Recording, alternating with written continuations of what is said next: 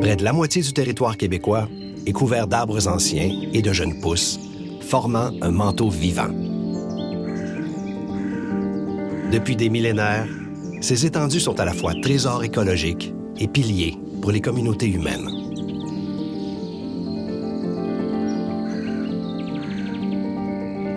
Autrefois, elles furent le garde-manger des Premières Nations, offrant fruits, racines et champignons essentiels à la survie. Mais bien des saveurs se sont effacées de la mémoire collective. Au-delà de la nourriture, les forêts apaisent l'esprit. Marcher sous leur couvert réduit le stress, dissipe l'anxiété et ravive ce lien qui pousse certains à vouloir y vivre pleinement. C'est devenu quelque chose de fondamental pour moi d'offrir un environnement de campagne à mes enfants. Le vrai plaisir, le vrai fun qu'on a, il est à la campagne, il est dans la forêt. S'installer en forêt, c'est répondre à un désir ancien, celui de retrouver une connexion profonde avec la nature. Mais posséder un lopin de terre s'accompagne d'une responsabilité, protéger l'équilibre délicat de l'écosystème. Chaque racine, chaque goutte, chaque souffle y répond à un autre. Il faut avoir une approche réfléchie pour s'intégrer harmonieusement. L'appel de la forêt était extrêmement fort. Difficile à définir.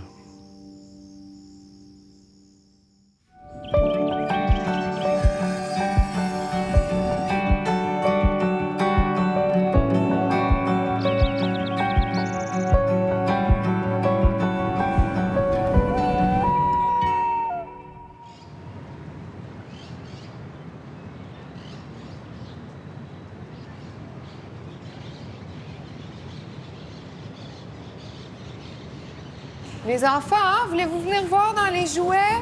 Venez vérifier là, qu'on a bien tout pris dans le sous-sol. Bon, c'est efficace. Je crois pas qu'il y aura assez de place. Tu crois?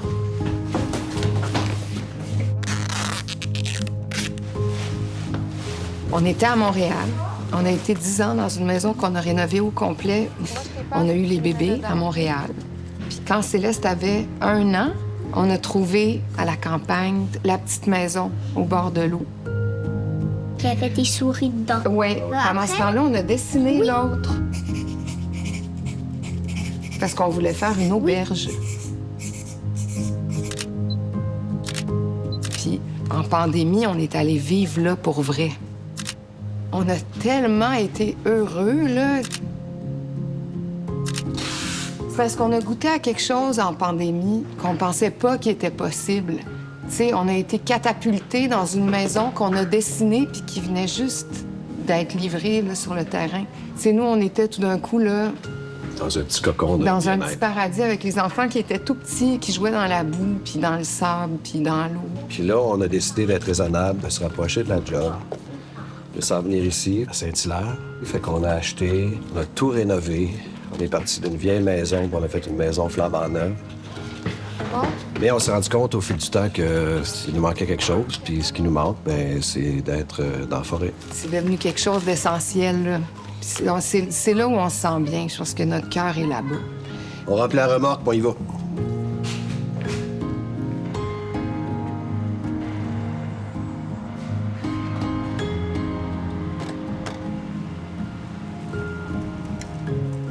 Même si ça complique beaucoup la vie pour nous, notre travail. On reste des acteurs, mais on va vivre dans le bois. On est arrivé. Ah! Hey, chérie. Tu vas voir les poules, ma belle? Oui.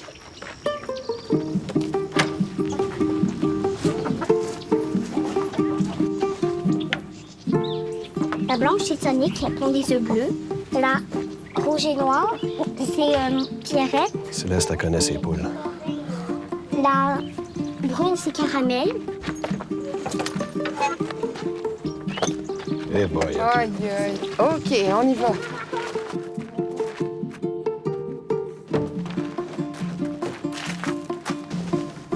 Yes.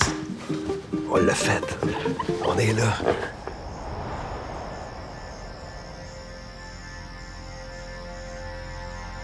C'est un terrain de 112 acres, pas mal de forêt, un lac qui est enclavé dans la terre. Le lieu même où il y a la maison, quand on est arrivé, puis qu'on marchait le sentier pour dire « OK, ça serait ici qu'on pourrait faire une maison », mais c'était la forêt dense.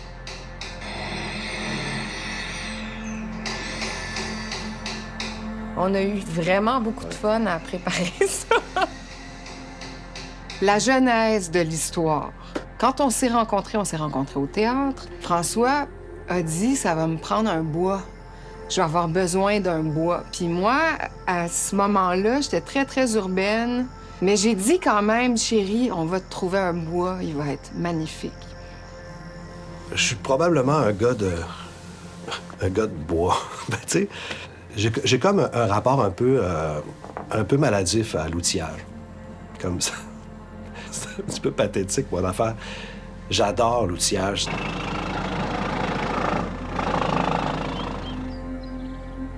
La forêt, c'est la jungle, là. Les sentiers sont pas faits, puis ça excite beaucoup François, là.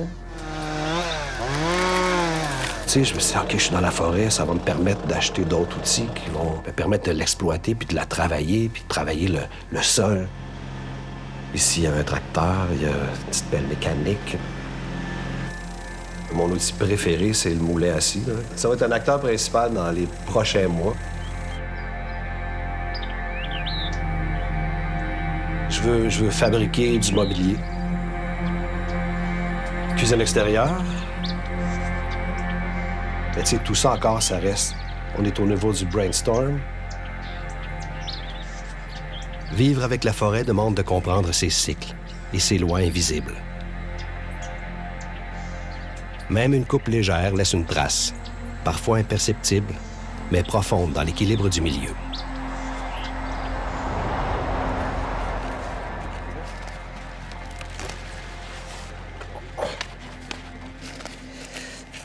Bien, Lambert, on va mettre ça dans la brouette. Il y a des haricots, toutes sortes de variétés de tomates, des bêta-cardes, plein de basilic. Des courges. On a toutes sortes de courgettes. On s'est beaucoup connus en création, au théâtre, puis à la télé, tout ça. Puis c'est comme une espèce de, dans le fond, une suite logique à notre vie de créateur. T'sais. Ça fait comme quelque chose. Dans le théâtre, là, on se réinvente. Ben là, c'est comme, on n'est pas dans une pièce de théâtre, mais c'est comme on réinvente. On réinvente notre vie. C'est jouer dehors. On se reconnecte avec ce plaisir-là qu'on avait enfant de jouer dehors. Être dans cet environnement-là, il y a vraiment quelque chose qui me remplit le cœur. Ce sont de belles chanterelles.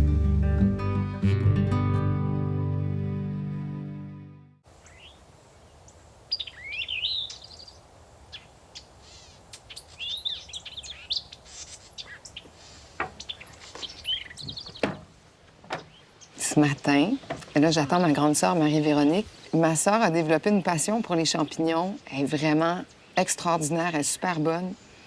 Puis on va aller voir s'il y a des chanterelles sur ma terre.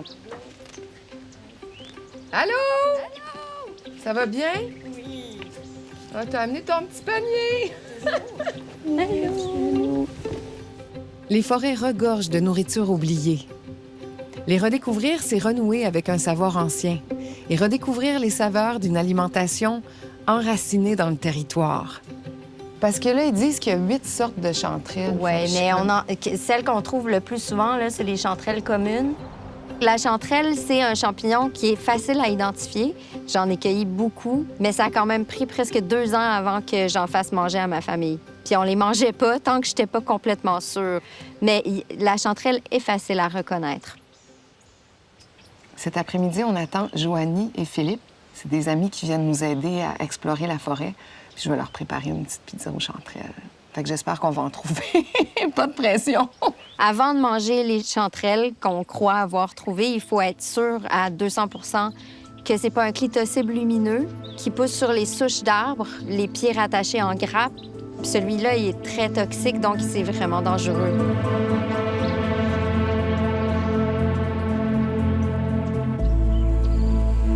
La cueillette de champignons va bien au-delà de l'assiette. Des études montrent que l'immersion dans un environnement forestier réduit l'anxiété, le stress et la dépression, tout en stimulant le système immunitaire.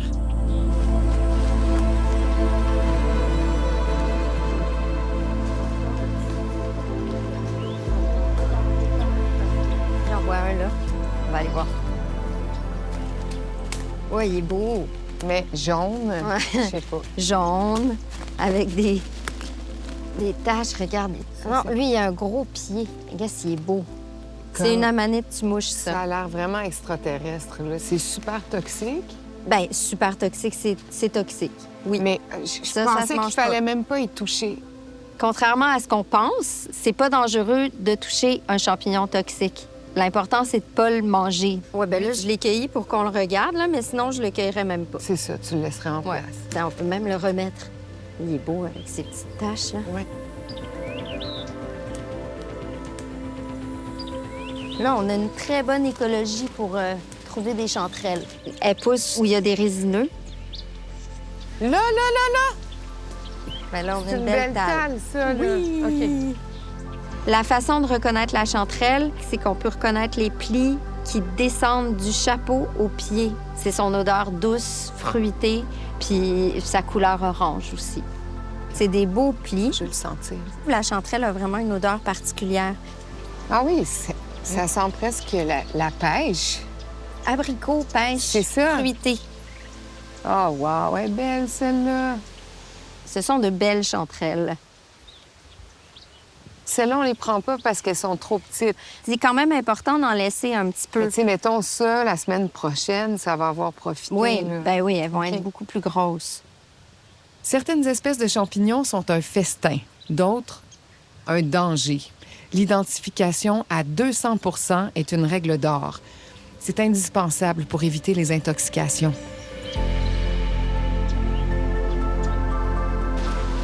Il semble que là-bas... Bon. Ah, là! Oh my God!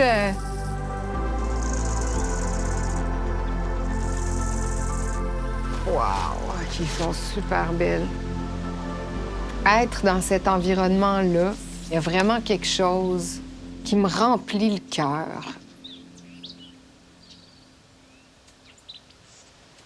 Merci, Nick! Je les aurais pas trouvés si t'étais pas venu m'aider. Ben, il faut être prêt à marcher longtemps quand même, hein? Non, puis il faut avoir l'œil, là. Tu sais, je pense que je vais être capable de les reconnaître.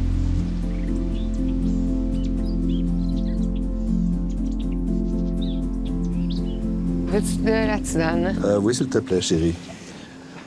On attend Philippe et Joanie, qui sont nos deux amis spécialistes qui vont nous aider à planifier notre projet. Joanie et Philippe vivent au cœur d'une forêt, dans une maison qu'ils ont bâtie eux-mêmes, portée par un rêve d'harmonie avec la nature. Allô? Allô, allô? Merci d'être là. Bon. Ça va bien, toi? Je suis technicienne en écologie de formation et je suis botaniste de métier. Donc, j'ai fait des inventaires de plantes pendant plus de 15 ans en forêt. Et quand je me promenais en forêt avec des gens, avec des amis, je voyais de plus en plus l'intérêt. Quand je partageais ce que je savais, je voyais vraiment que ça faisait une différence. Les gens y essayaient puis ils me disaient « Ah, c'est fou, maintenant je vois cette plante-là partout, je vois la forêt différemment. » Ça m'a motivée finalement de créer mon entreprise, là, l'atelier de cueillette. Je suis enseignant au cégep de Victoriaville en agriculture bio, plus spécifiquement en arboriculture fruitière.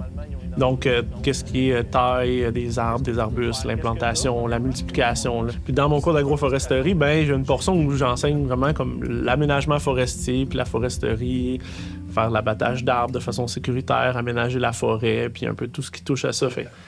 Dans le fond, c'est optimiser un peu l'utilisation de ton site. Oui. Tu vas avoir la zone 0, on va dire, c'est ta maison. Là, la zone 1, c'était ton immédiat. Fait que ce que tu veux avoir accès à tous les jours. Là, fait que peut-être tes fines herbes ou Oui. les poules pour les œufs. 5, c'est très occasionnel. Je vais peut-être aller là une fois aux 7-10 ans faire de la coupe de bois, par exemple. Moi, j'ai le goût de récolter, j'ai le goût de prendre des arbres puis d'avoir une espèce de feeling un peu de pionnier, là. de créer mon 2x6, mon 2x8 ou mon bois pour faire de la structure. Moi, j'ai hâte de voir ce que je peux cueillir, puis comment je peux le transformer, puis comment je peux produire mes propres tisanes. Je pourrais te donner des petites idées quand on va se promener Oui. sur qu'est-ce qu'on peut récolter pour faire les infusions. Puis c'est simple. C'est une première transformation tellement simple. Oui. Prendre une plante, la mettre dans l'eau chaude. Ouais. Fait que, serez-vous partant pour une petite marche en forêt? Avec plaisir. Ma zone 10. Chaque essence d'arbre possède ses qualités. Résistance, texture, parfum. Les reconnaître, c'est comprendre leur rôle et leur usage. T'as des beaux sapins ici qui sont matures. Le sapin, c'est un résineux. Il se travaille bien pour faire de la planche. Il est intéressant pour faire du 2x4. Il n'est pas particulièrement durable à l'extérieur. T'sais, il va pourrir plus vite qu'un cèdre ou un mélèze, là, par contre. T'as des mélèzes qui sont un petit peu plus gros ici pour ta structure extérieure de cuisine d'été. Il est intéressant pour les structures extérieures. Il est très dense, donc c'est un bois dur. Il va être intéressant pour faire de la grosse charpente. T'as du feuillu ici, là. T'as de l'érable, un beau cerisier tardif, plus utilisé pour le bois d'ébénisterie, là, si tu veux te faire des meubles, armoires ou... Lui, il s'est fait manger, mort. là. Ouais, il est mort? C'est qu'il est mort, en fait. Les chicots qu'on appelle, un Ouais. chicot, c'est un arbre mort debout. Ouais. Ça ramène d'autres biodiversités, là. Parce qu'il va y avoir des insectes qui vont s'établir là-dedans, des pics-bois, d'autres oiseaux. Fait que, tu sais, ça amène de la biodiversité. Fait que quand ils sont pas dans un secteur où on a allé souvent, moi, j'aime bien en laisser debout. La forêt va évoluer normalement. En aménageant la forêt, bien, ça nous permet d'accélérer un peu les processus naturels là, de croissance d'une forêt. Oh, il y a encore plus de mousse au sol ici. Ah oui, regardez ici. J'adore cette plante-là. C'est du petit thé. De minuscules trésors se dissimulent sous le couvert forestier, essentiel à l'équilibre naturel. Donc ça, c'est le petit thé. OK. C'est une plante très délicate avec des tout petites feuilles. C'est une plante qui est rampante. Il va toujours comme ça le ramper au sol. C'est bon. Moi, j'adore. Ah oui, ça goûte la menthe. C'est mentholé. Mais tu parlais justement de te faire des infusions avec les plantes qu'il y a autour de chez toi. Ça en est une dans les top 5 Mais que tu c'est vas clair. pouvoir te faire. Ah oui. On sent le côté forêt, je trouve, dans le... Puis c'est-tu là à l'année? Ça, c'est-tu en dessous de la neige, mettons, l'hiver? Oui, c'est une plante avec des feuilles persistantes. Fait que c'est des feuilles qui vont rester sur le plant toute l'année. Non, mais c'est le fun à savoir si toi, tu viens bûcher ici aussi, puis Ça apporte de l'eau tu sais chaude. où est-ce qu'il y en Tu a. attends ouais. 10 minutes. Oui, c'est ça. Et c'est prêt. C'est prêt. Moi, je vais suivre Joanie. Ouais.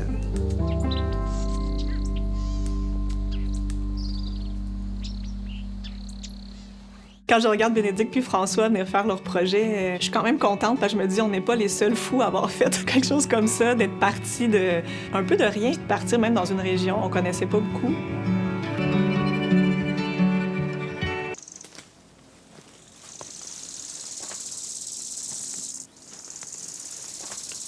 La récolte de bois est un geste qui doit être posé avec soin. Choisir le bon emplacement peut avoir un impact positif et assure la régénération naturelle. Ça, c'est un milieu un petit peu plus humide. Ouais, on le sent, hein? On sent que c'est plus mou. Fait qu'on est dans une espèce de petite tourbière boisée, là, ici, là. J'étais encore dans la tourbe quand je creuse, là. Fait que c'est ce qui fait, là, que quand on marche, Ouais. tu sais, ça garde l'humidité. Quand on est dans une zone qui est plus moussue, humide, on peut prétendre que, bon, la nappe est pas très loin. Donc, si on va là avec un tracteur, une grosse chargeuse à bois, ça se peut qu'on fasse des espèces de grosses ornières qui changent. Puis là, l'écoulement est plus pareil. Puis là, on vient de scraper peut-être le milieu qui était juste en aval de cette zone-là. Donc, il faut faire attention. C'est magnifique, là. Tu sais, peut-être que tu n'as pas envie de changer le paysage de ce secteur-là. Puis des fois, c'est des niches écologiques particulières pour certains, des couleuvres, des amphibiens ou des oiseaux qui aiment ce type d'habitat-là. Dans les milieux fragiles, comme les milieux humides, il faut éviter toute intervention et laisser la nature suivre son cours. Peut-être que tu viennes là, Tu mets à la main avec ton petit 4 roues, chercher ça, quelques ça, on peut faire arbres, ça. plus l'hiver presque, là, quand c'est gelé. Juste là, on voit que c'est pas pareil. Là. Faut pas aller loin puis ça change. Là. Mais non, c'est ça. Regarde au niveau de ton sol, c'est pas mal. On est juste un petit peu plus élevé, puis pas mal plus sec là, par rapport à là. On n'est plus dans de la mousse de sphagne, là, style tourbière. Qu'est-ce qu'on fait? On vient ici demain puis on commence à marquer. Ouais.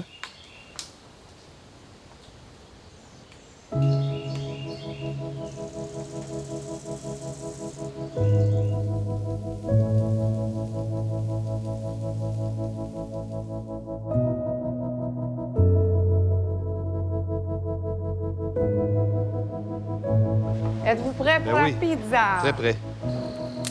Tiens, chérie.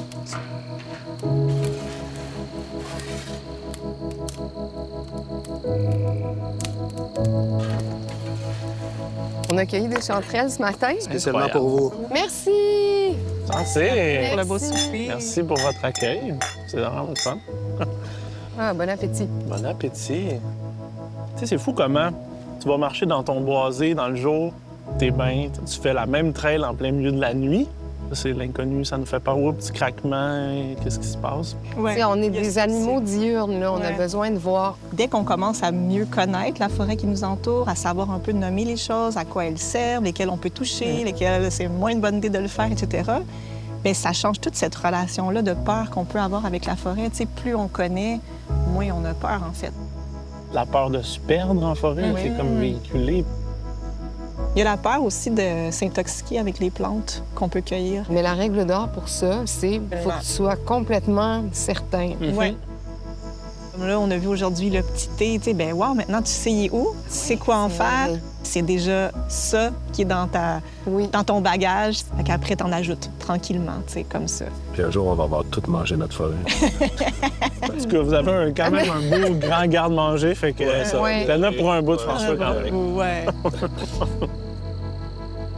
Quand je regarde Bénédicte puis François venir faire leur projet ici, je suis quand même contente parce que je me dis on n'est pas les seuls fous à avoir fait quelque chose comme ça, d'être parti de un peu de rien finalement, puis de partir même dans une région où on connaissait pas beaucoup. Ça n'a pas été facile là, ce qu'ils ont fait là, pour venir ici, ça n'a pas été évident pour eux, puis je les trouve courageux. C'est le fun aussi de partager des trucs avec les gens qui trippent ces mêmes affaires que toi, tu sais. On trippe ces mêmes affaires. Hein. C'est le fun de partager ça avec d'autres. là. Moi, pour vrai, ça me ferait vraiment plaisir de vous aider dans votre projet. Là. Ça nous tenterait de vous accompagner là-dedans. Oh, merci! Merci. Santé. Santé! À votre projet. Merci, vraiment. Santé. C'est très précieux. J'ai aménagé les ruches cette année. C'était un petit peu rapide, mon installation. Fait que là, j'ai l'impression d'avoir fait des erreurs. Est-ce qu'on fait une petite zone pour la baliser? Mais ça serait une bonne idée. Est-ce que tu ferais une petite pancarte? Mais il faut juste que je sache comment ça s'écrit gingembre. Oh, ben oui, on va te l'écrire.